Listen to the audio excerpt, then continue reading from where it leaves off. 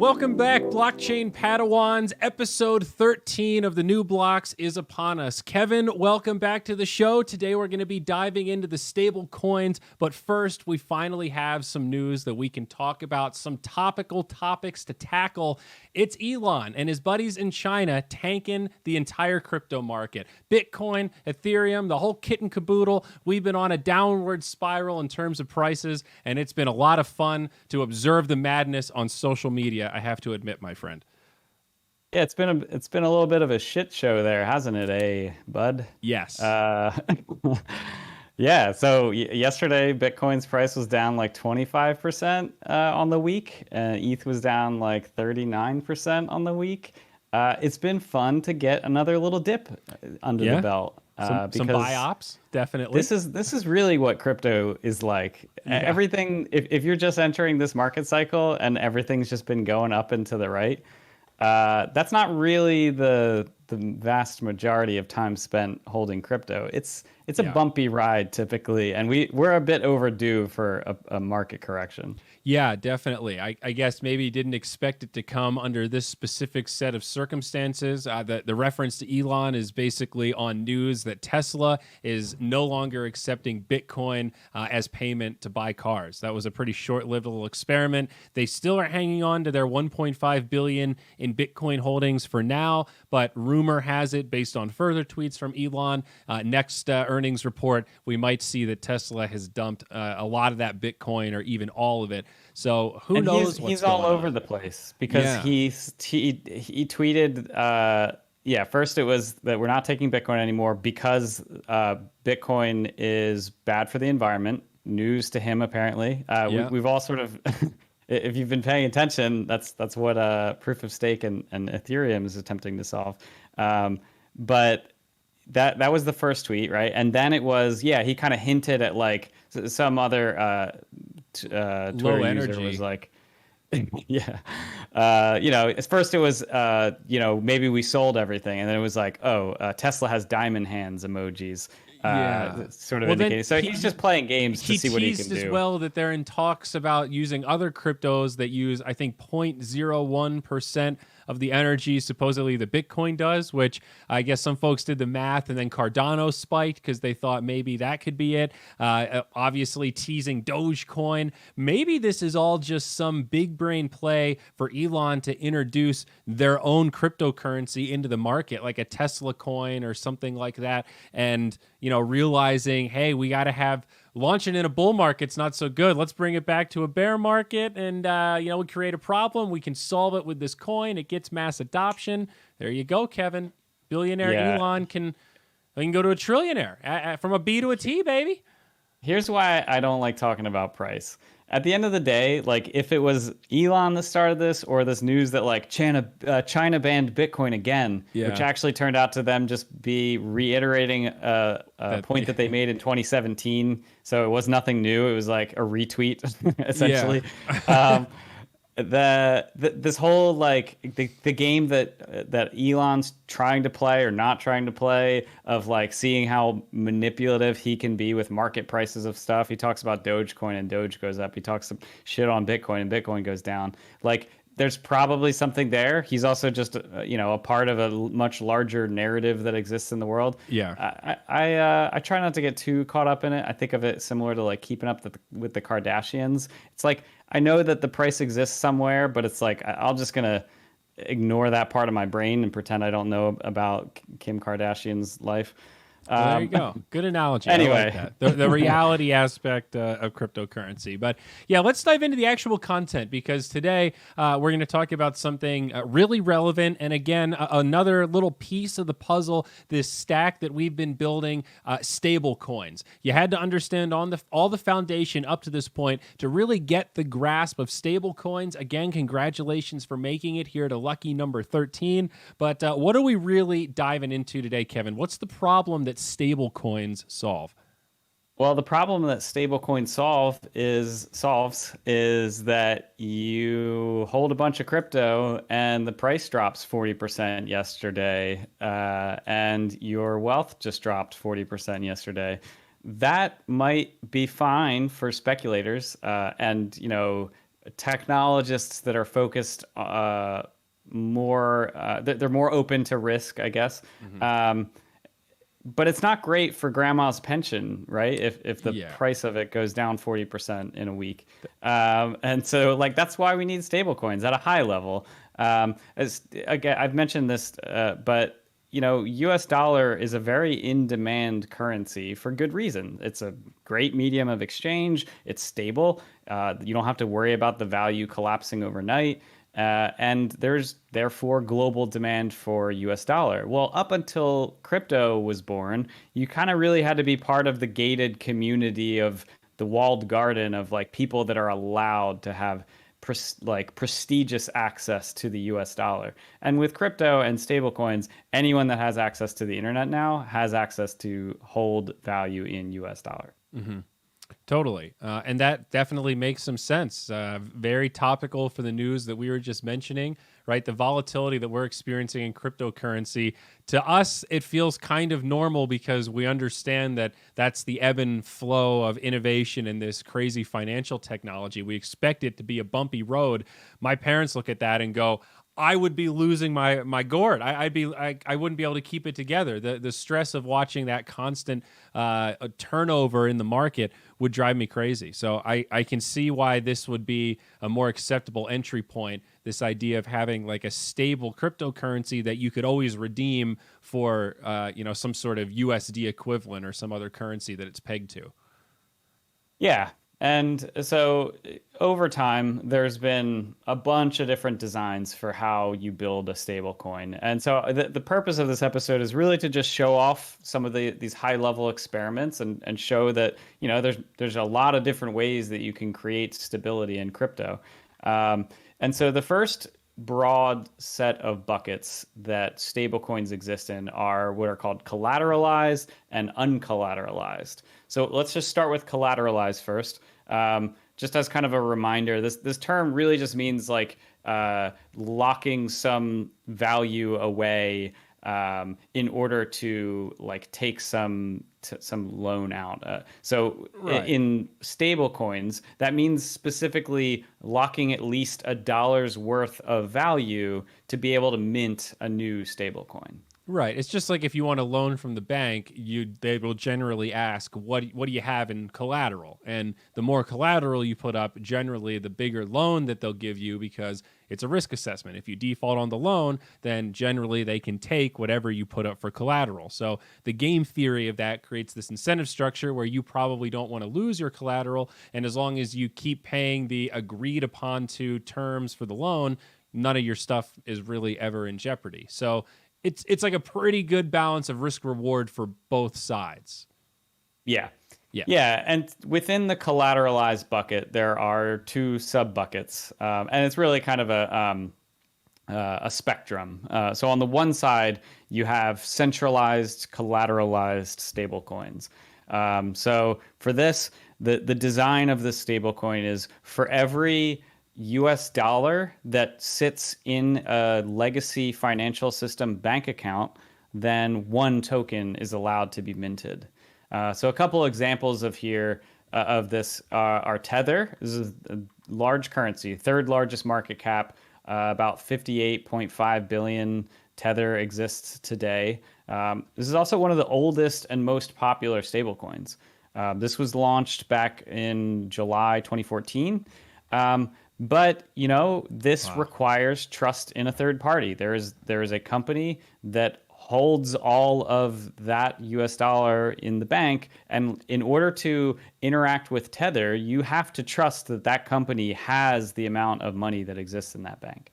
Right. This is as close to a bank as it gets. I mean, this is very centralized. They're taking in cryptocurrency and then giving something else out. Like one of the big criticisms, taking in fiat and giving out crypto. Yeah, like one of the big criticisms of banks is like how much capital do they need to maintain relative to the money that they have outstanding on the books. It hasn't been 1-to-1 for a really long time, and that's scary, right? But you realize it doesn't really need to be 1-to-1. You can assume a little more risk than that, and it goes all the way down until it gets to this breaking point of you're risking a run on the bank if there's any variance and more than the absolute average flow of consumers show up at the same time and say, hey, I want to cash in my tokens for real money. If you've only got 2% of those outstanding IOUs in reserves, well, then it only takes more than 2% of your user base to cause a really, really big problem. So that's a good example of what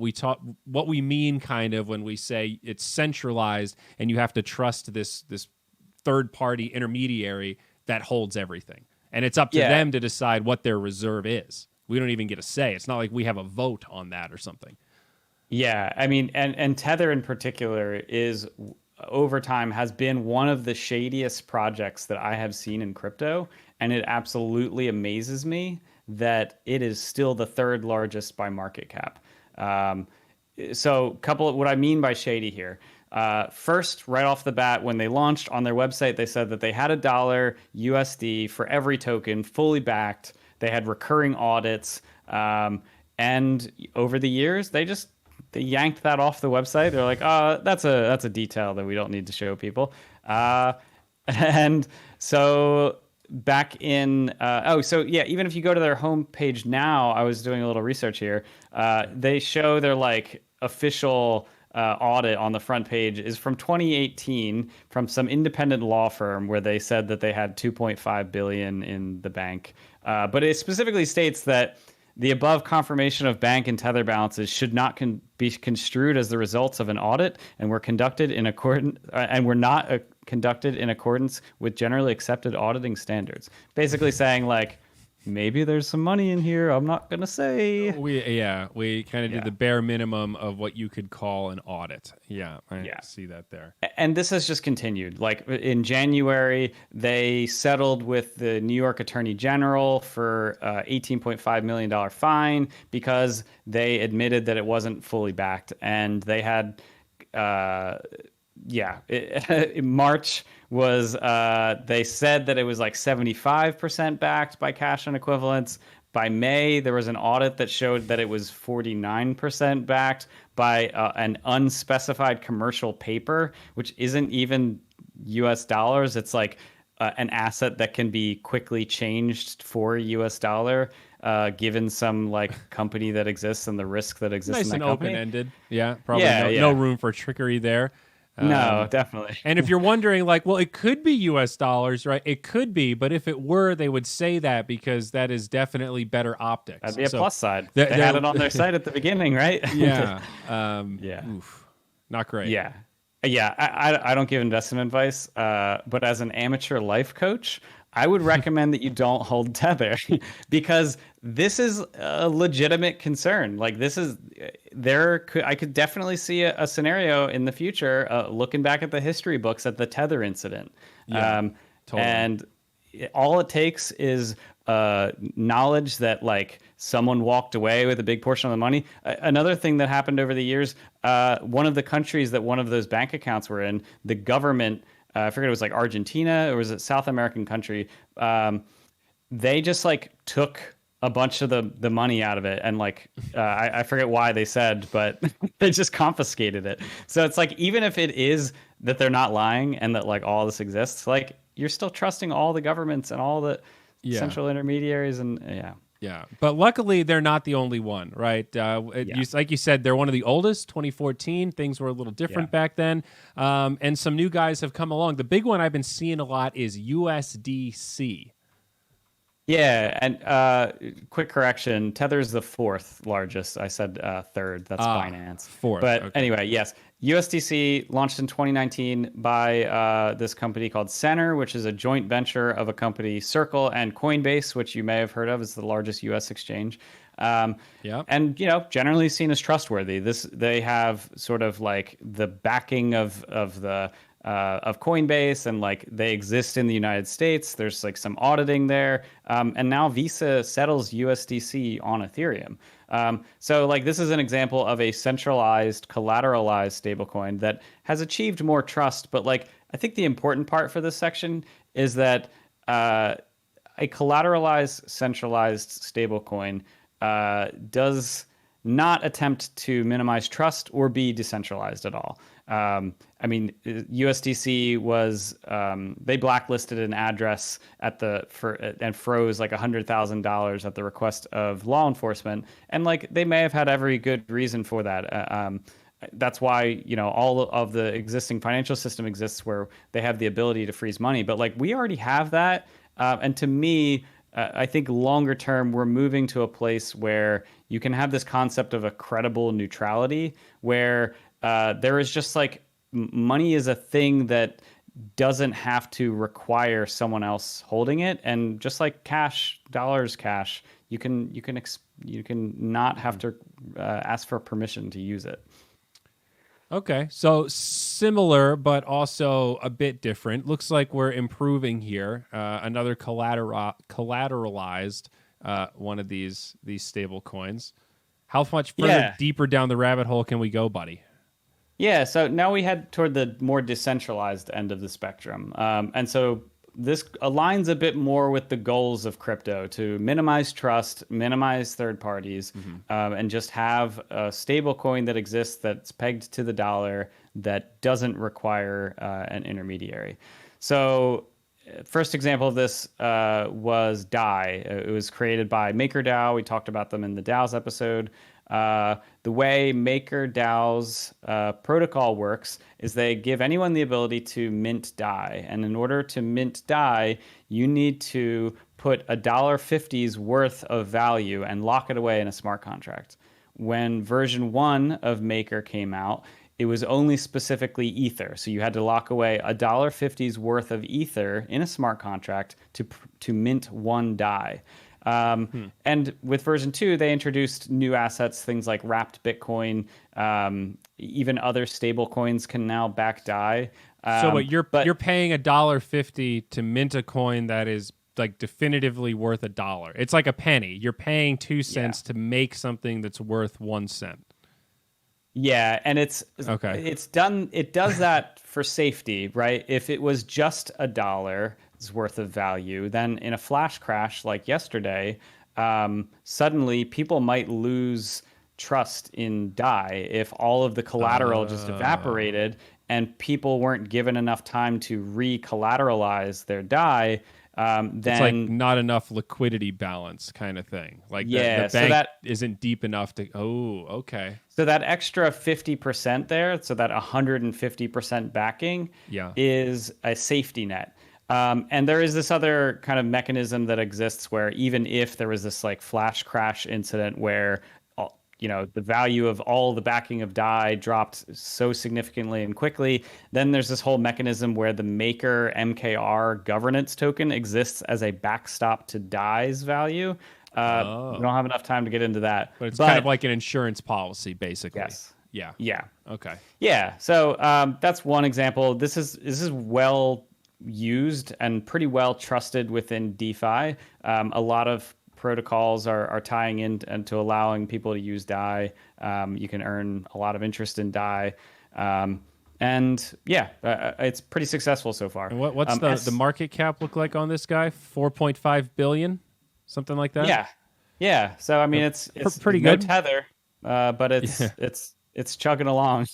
The next one, really quickly, within this decentralized collateralized stablecoin bucket is SUSD. This was created by another DeFi protocol called Synthetics that focuses specifically on minting and creating synthetic versions of assets. So it has kind of a broader vision than just Maker, who's specifically focused on DAI and pegging to the dollar.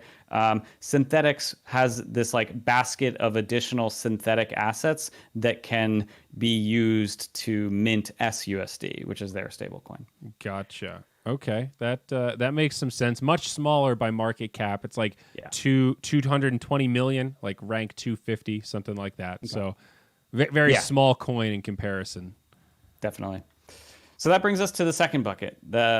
Everything we talked about before is what we call the collateralized stablecoins, and now this idea of a non-collateralized stablecoin. Now, before I go into the different specifics here, the reason why there is experimentation in this area is that a non-collateralized stablecoin is theoretically more efficient than a collateralized stablecoin. If you think about having to lock away $1.50 just to mint a new dollar coin, then that's over time, and with a large enough audience of users, you have to put away more value than you're minting out into this new stablecoin. So a non-collateralized stablecoin could be an interesting alternative here, where we don't have to lock away value. We could just come up with a way to peg a coin to a dollar. And so what we've seen is a whole list of different approaches here. It's interesting that this is one of those, like, it sounds cool conceptually, having trouble wrapping the old brain around what that actually looks like. A non-peg stable coin. So what makes the freaking thing stable? Non-collateralized. Or sorry, non-collateralized. If there's nothing backing it, what makes it stable? So even repeating it back here, I'm getting tongue-tied, man.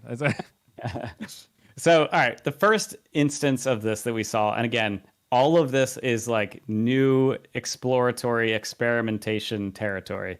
This first one is very much of this in this bucket, because it's this idea of a rebasing stablecoin. And the way that this works is you think about DAI as this mechanism where it's trying to kind of incentivize demand for DAI by allowing people to like lock away Ether, some asset that they don't want to sell, and be able to like give themselves a loan. So they're kind of incentivizing like demand.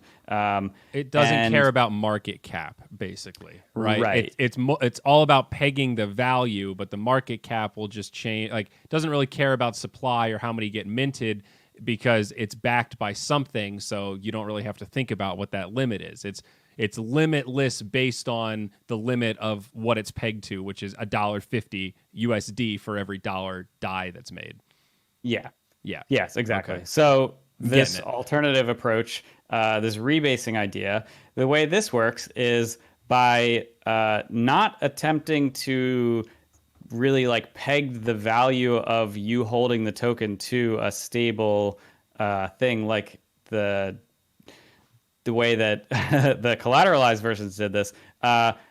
Instead, it manipulates the supply. So this is programmable money. We have the ability to program it to do things like create more of itself in your wallet or subtract itself from your wallet. And essentially, we can program the supply of money to expand and contract equally all over in everybody's wallets. And so the first instance of this idea is this project that's called Ampleforth. And so this was like launched by a venture capitalist funded project. And it's basically what I just described. Like, the way that this works is when the price starts to go above $1, the wallet balances will increase to like counteract that action. And then when the price dips below $1, the wallet balances will decrease. And go ahead. So the key here, I guess, is that your percentage ownership of the total tokens out there stays consistent, but the supply changes, so the number of them in your wallet is constantly changing. And this is to try to meet that demand of stabilization. Like, it goes up when people buy it, because people are buying, that's general tokenomics, right? And then when people sell it, the price goes down. If more people sell it than buy it, that's where you see the swings, and vice versa. So this tries to compensate for that by adjusting the supply to try to keep it pegged as close as they can to $1. But when you look at I'm looking at this graph on Coinbase, Coin Market Cap, it's worth 69 cents right now. So it's not $1. But that's because what we're describing is like this mechanism not working at 100% accuracy. It's trying to go back and forth and counteract these market incentives, and basically the fact that it's worth 69 cents right now means that the mechanism is failing to some degree. Am I interpreting this correctly? Yeah, okay, you're correct. And this idea of the rebasing mechanism, I haven't looked at their project in a while, but my rough understanding here is that with these rebasing coins, they are set to, if there is a sufficient percentage of deviance from the peg, then it will kick in once a day at max. And so like this adjustment can kind of occur over time. And if it's close enough, it just kind of lets the market try to get closer to $1. Otherwise, if it starts going off, it'll kind of rebase itself. Interesting. So this project was, it came with a lot of sort of like pessimism, I guess, like unassuredness, because like everything that we're describing, like this idea that you're still owning a portion of the network that exists, and like the value that exists, your wallet's like moving on its own. Is that really a stable coin? Like, is that so different than something like Bitcoin, where your percentage of the network is fixed and the value in your wallet is going up and down? Like, maybe stable coin by definition, but like really coming in under the wire with that, like technically it's a stable coin. We're really talking about like three different variables, like how much is in your wallet, how much supply is in the network, and then what the active like price of the market determines each share to be. So with Bitcoin and all these others, as you just said, really the variable is in the price. The supply is, sort of fixed, right? It has a very predictable schedule as it's released, and the amount in your wallet is fixed unless you specifically change it. So this just changes that one variable out of the three from the market price, that stays fixed, and then the number in your wallet moves around. So it's still economics, though. Something still has to move around. It's not, if nothing's moving, then we're just trading rocks with each other. It still has to be relative to something, I guess is what I'm bumbling to say, right? Yeah, agreed. And like, so more interesting maybe than Ampleforth is some projects that have come out of it, or at least some ideas maybe. At first was this fork of Ample called Yam. Yam. And there's now like 3 different versions of this.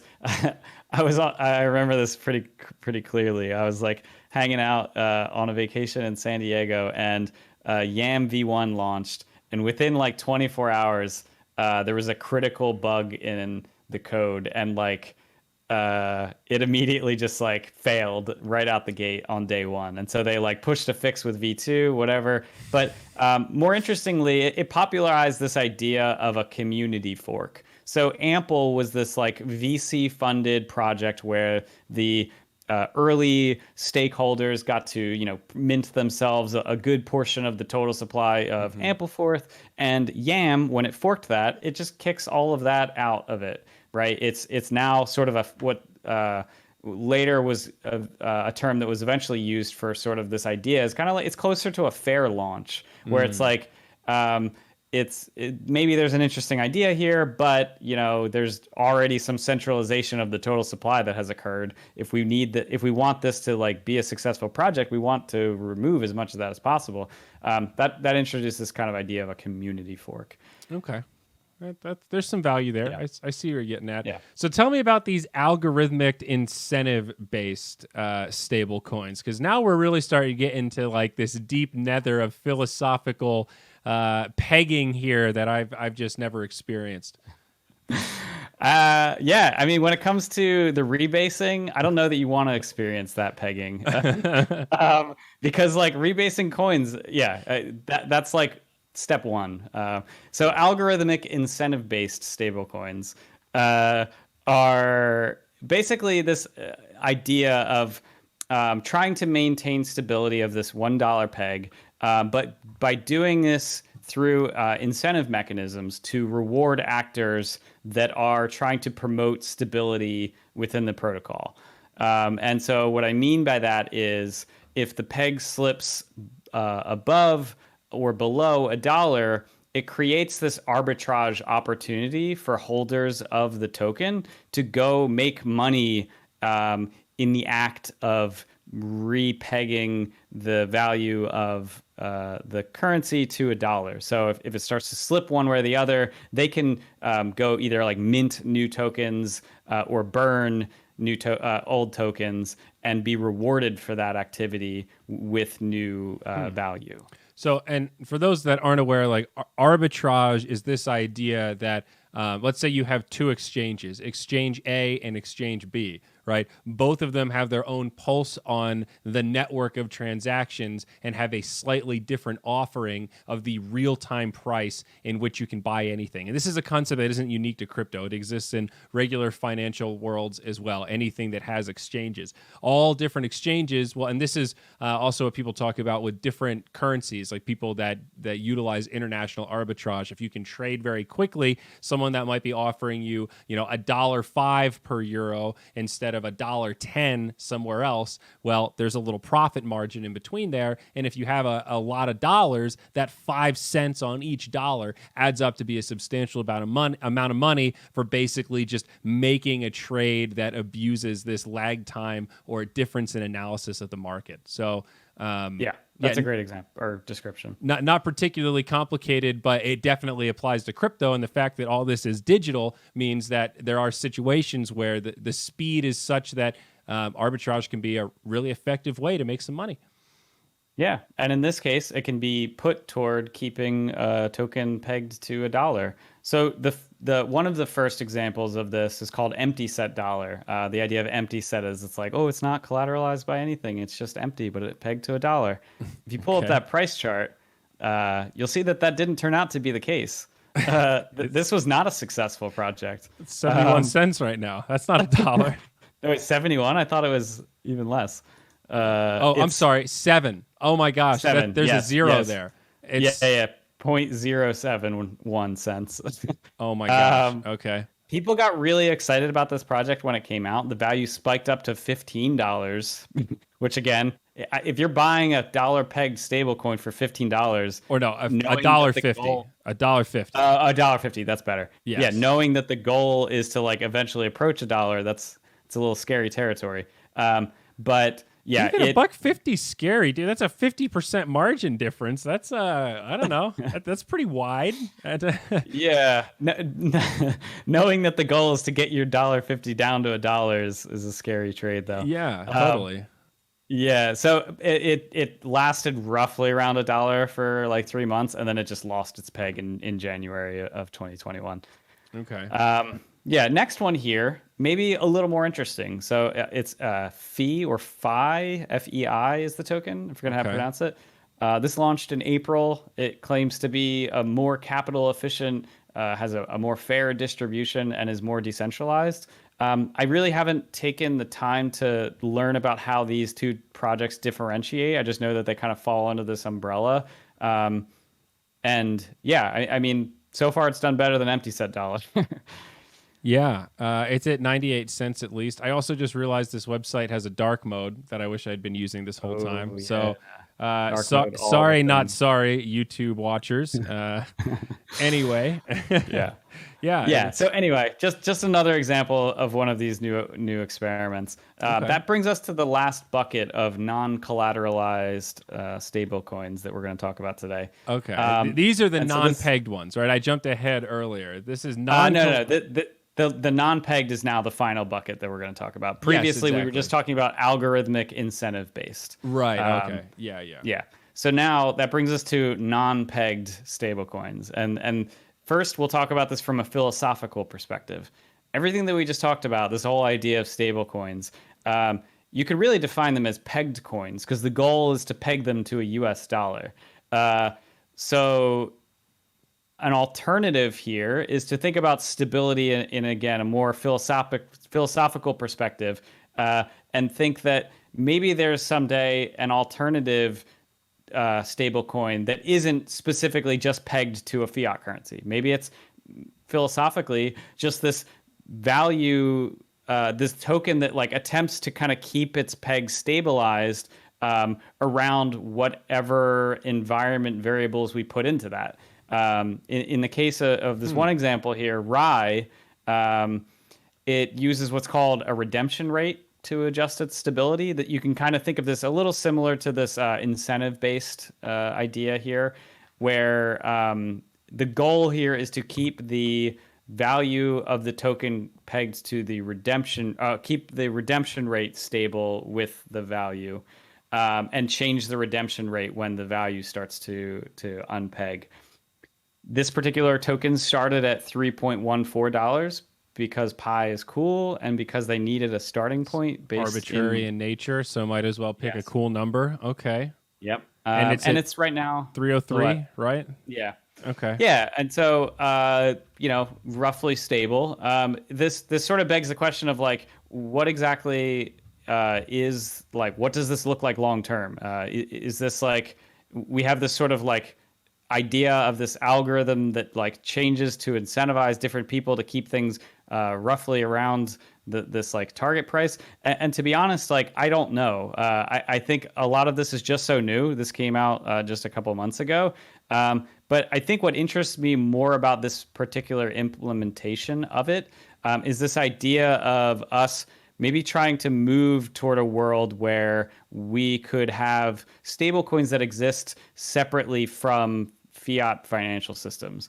That just sounds like printing money, though, bruh.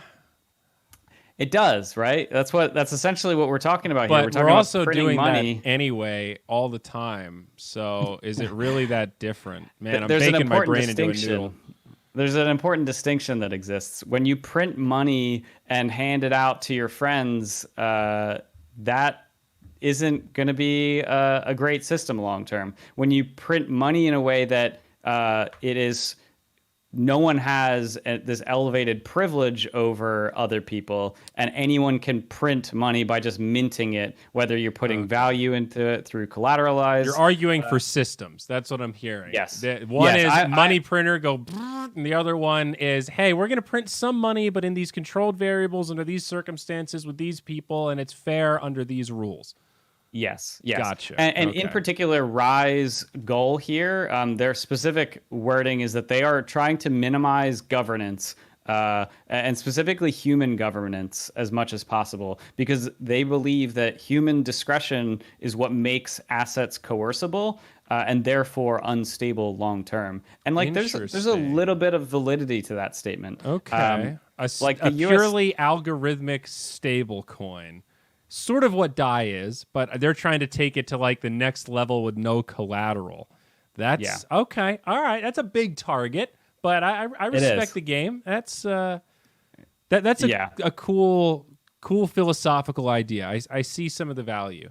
Yeah, again, I think my thought with this whole episode and going through all these different examples isn't so much like to say which ones are going to win long term. It's really to just show that there's just like a ton of experimentation that's happening in this, and that like the stable coins that exist today are not going to be the same stable coins that exist 10 years from now or 20 years from now. Like I think the important takeaway here is that we're trying to make better and better stablecoins, and we're trying to do it because there is a large global demand for monetary stability. Like we need the ability to have money that doesn't collapse 40% last week. Right. Well, and we need more on-ramps for crypto in general, and specifically some of these decentralized financial protocols, this new DeFi environment that we keep talking about. It's really scary to have to think about these different layers of risk where you have dollars, then you have to buy this digital currency that could fluctuate with these huge amounts. Then you're using that to buy an NFT or another token to get access to another platform. And every layer, there's variance in those prices that could be independent from each other. And that's really scary to folks that are used to just putting their money in the bank account, getting maybe 1% interest back on the year, and just kind of being happy that their money is safe and taken care of, and that's it. So it is just a fundamental big change, and I think stable coins play like a really key role in that new user experience, right? Yeah, definitely. And I mean, to your earlier point, like I do really think of stablecoins as the on-ramps into DeFi. They are the connecting bridges to all of the other legacy financial systems to allow people to bring what they already know, what they already have, and upload it onto the internet. That's essentially what's happening in DeFi. We are uploading all of these old systems onto the internet, and we're bringing all the old monies with us. And then we have this like new level playing field where access to any stablecoin is one internet connection, one click away. And so it brings they are an on-ramp into DeFi, and DeFi is this like connector where all of them can now live in this way that like they can interact with each other in just a purely internet based fashion. Yeah. Well, and it extends the connection of the network. Like I think Visa takes USDC now. I think there's a couple of governments that really want to be like crypto tax havens where you can pay your taxes in stable coins, either USDC or Tether. I forget if it's one of the islands, or I was just reading about it the other day and I already forgot. But there's also yeah. there's a European country that lets you pay in like Bitcoin and Ether now. Might be Estonia. Maybe a couple of them at this point. That's that might the be list. one. Anyway, yeah. But yeah, being able to use like these DeFi tools under the hood and kind of not realize it. Like if you just want to dip your toe into the pond, it's really cool to have that interface on the top and that back end that is so robust and can connect into so many different things. Really cool stuff. Yeah, exactly. I mean, that's an important point to leave in, and then we'll go into the lightning round. Like the average user of DeFi, long enough term, probably won't even really know that they're using DeFi under the hood. If their user experience can remain roughly the same, or even if like the institutions that they use just switch their less efficient backends for DeFi under the hood, then people can start earning interest in DeFi without even really having to do much different than what they're doing today. So I think DeFi under the hood is really how most people will start to interact with it without even realizing. Definitely. And I think we're both in agreement that one of the best ways to understand this stuff is to dive in with relatively small amounts, just $50, $100 amounts that you can start understanding how the protocols work, what it feels like to make these exchanges and move things around, and then start to really see that world that it opens up for you. But let's do some lightning round questions, buddy. Let's wrap this thing up. Yeah. So right off the bat, like what are the attributes of a good stablecoin? Here you go. So just like everything else in the cryptocurrency space, it's a spectrum, right? It's a series of trade-offs, decentralization versus stability versus potential earnings, all this kind of stuff. You want a really good peg. That's the first thing. Usually a fiat currency, 1-to-1 or close to it is your dream, right? Dollars are much better than, what was the term earlier, Kevin? These paper assets, unspecified paper, whatevers. Anything that says unspecified, you might want to stay away from. I just want to throw that out there. Unspecified commercial paper. There you go. Unspecified commercial paper. I really don't know what that means. And I Googled it and I didn't really get a clear answer either. So that's like a potential red flag. Trust minimization. That's something that I think we're always going to push. Are you reliant on one centralized third party that holds all the cards, all the coins, all the money? Or is there something like DAI that has a trust mechanism? If it's backed by a DAO, then there's probably less trust involved from a single source perspective. And credible neutrality, kind of in that same level, that same sphere. Is there an angle? Who's holding the money? I think all these things are factors you need to consider when evaluating the different options for stable coins out there. Don't buy Tether. Please. All right, so, cool. What happens when collateral in a stable coin loses its value? And basically what I mean by that, what if the dollar crashes, right? DAI is backed by dollars. There's a 50% margin there from that extra 50 cents. What if the dollar drops by 60% over the next 2 days? Yeah, well, that or the alternative of like, what if the, like in the case of DAI, it's, what if I have $1.50's worth of Ether backing my DAI, and suddenly the Ether is worth 50% of what it was, right? Then that's like this idea of the collateral is now worth less than the initial amount. And like the way that, so let's use DAI in particular. The way that DAI works is, you have to lock away $1.50's worth of value. At any time, you can go send your DAI back and retrieve your underlying collateral. You can take it back. But if the value of the collateral that you have in there begins to drop, you generally need to put more collateral in there if you want to be the person that's minting DAI. Because otherwise, what will occur if you continue to allow your collateral to drop and it goes below that $1.50 value, then this mechanism occurs of liquidation. So these liquidation robots, you can think of this idea of like money robots are basically just like scripts that live on Ethereum that are meant to go and like take action that are like they're incentivized to constantly watch these vaults, and if they become under collateralized, then they earn a fee. They're called keepers. They earn a fee if they liquidate someone who is under collateralized. And so again, this is sort of like an incentive mechanism to like ensure an efficient approach to the network. But the important takeaway here is that like to use DAI, you don't have to mint DAI. I think of minting DAI, like the real use case for that is you own a lot of Ether, you own a lot of some other asset, and you don't want to sell it, but you still need dollars. You live in the real world, you have to pay rent. So what you can do is you take your Ether, you put it in the Maker vault, and you take a loan out against it, and now you have dollars. You didn't have a taxable sale of your Ether, and so that's sort of the use case. But like, you don't have to do that. You can just go on an exchange like Uniswap and just buy it 1-to-1, and it's just a regular old stable coin. That's pretty genius. It's a way that provide a lockup incentive to people that have a lot of ETH holdings and not a lot to do with it, especially if it's appreciated a lot.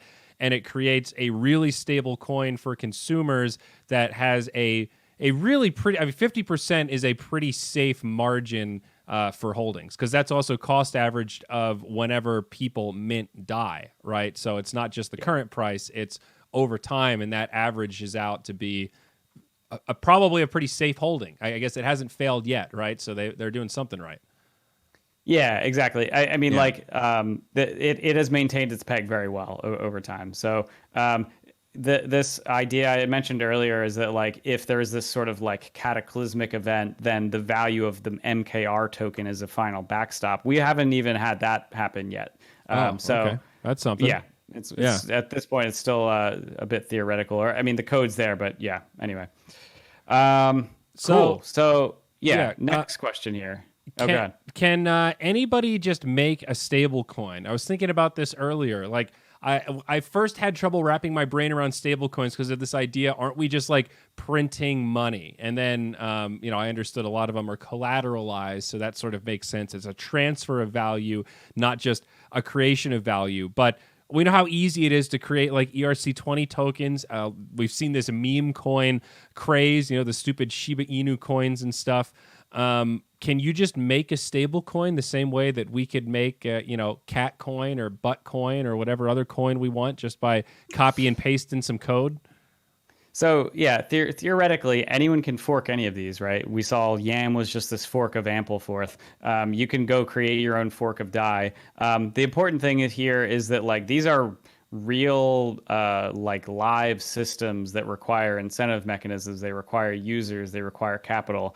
And so it's really important to understand the stablecoin that you're interacting with. And I think the most important metric here is how centralized and trustless something is. Centralized and trust maximizing versus decentralized and trustless.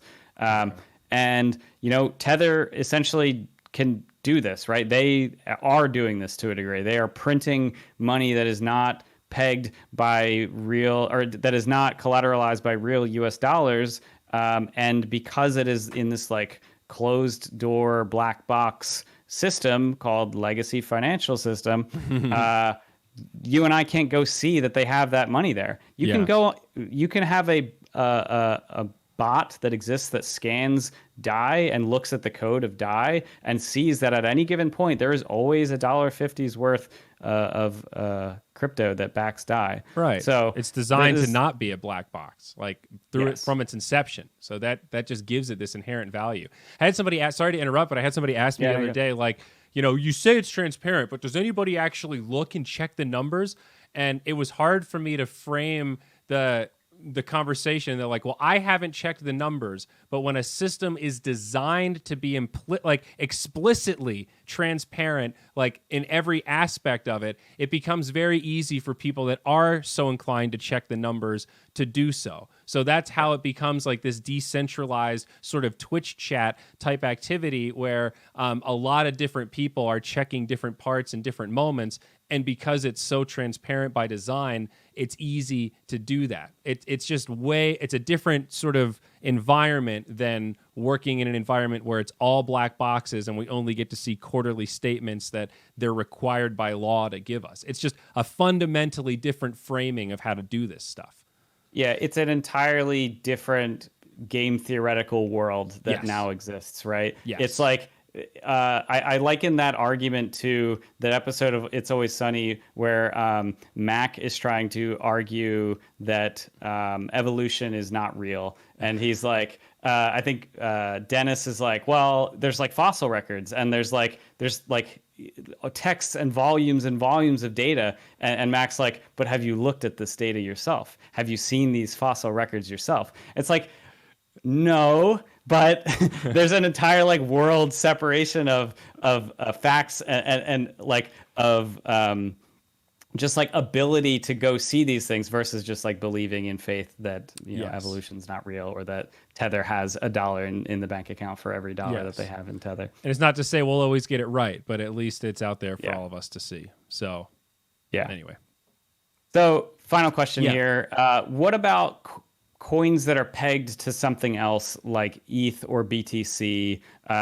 I've seen WETH and WBTC. Are those considered stable coins? What are those? Yeah, these are pretty cool. And I guess technically they're not called stable coins because they're not stable to anything outside of the crypto ecosystem. But within the ecosystem, sometimes it comes in handy to have a currency that isn't Ethereum, but is worth the exact same amount as Ethereum that you can move to side chains and things like that. I think that was my first experience with it. You didn't move ETH to the side chain, you moved wrapped ETH to the side chain, and then use that to interact with the ecosystem on the side chain that you're using.